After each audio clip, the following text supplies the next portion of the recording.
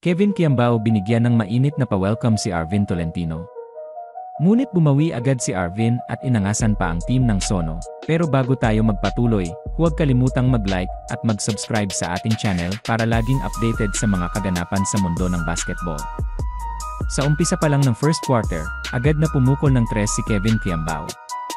Subalit hindi rin nagpahuli ang SK Knights na tumama rin mula sa labas. Sa huling 2 minuto ng first quarter, natambakan ang team ni Kevin matapos ang drive sa paint ni Arvin Tolentino na lalo pang nagpalobo ng kalamangan.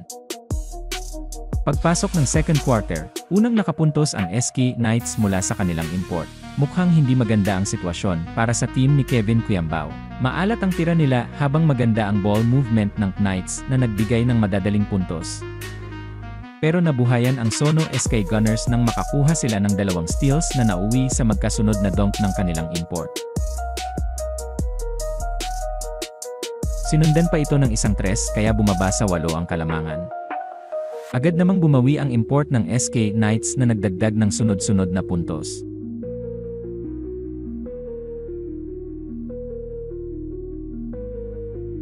Pero nakapagnakaw si Kevin Quiambao at tinapos ito sa isang two-handed slam dunk. Sinubukan pang makadagdag ng kanilang import pero sablay ang tira.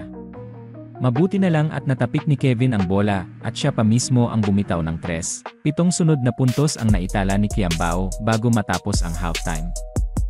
Halftime score, 39-45, lamang pa rin ang SK Knights. Pagpasok ng third quarter, nagpalitan ng puntos ang magkabilang koponan.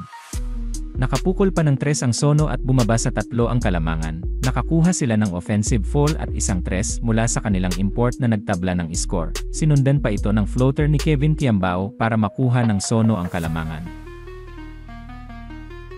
Ngunit agad ding sumagot ng 3 si Arvin Tolentino.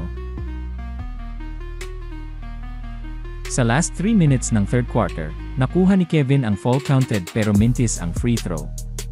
Mabuti na lang at nakabitaw ng 3 ang isa sa mga lokal ng Sono para maitabla muli ang score sa 54-54. Pero sa tuwing nakakapit ang Sono, binubura agad ito ni Arvin Tolentino sa pamamagitan ng kanyang mga 3. Nasundan pa ng isa pang 3 ng SK Knights para itaas sa 6 ang lamang. Pagpasok ng fourth quarter, agad na sumabog ng 3 ang SK Knights na sinundan pa ng floater ng kanilang import. Lumobo ang kalamangan habang si Kevin Quiambao ay kayod kalabaw para makadagdag ng puntos sa ilalim. Ngunit muling nakabawi ng 3 ang import ng Knights, dagdagan pa ng isa pang 3 mula sa kanilang lokal. Akyat sa 11 points ang kalamangan.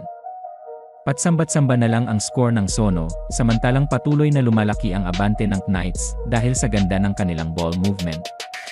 Naiwanang libre si Arvin Tolentino na muling nakapunto sa paint. Sa huling 2 minuto, nakapukol ng 3 ang Sono.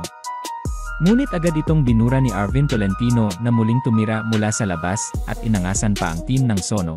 Final score, 68-79, panalo ang SK Knights.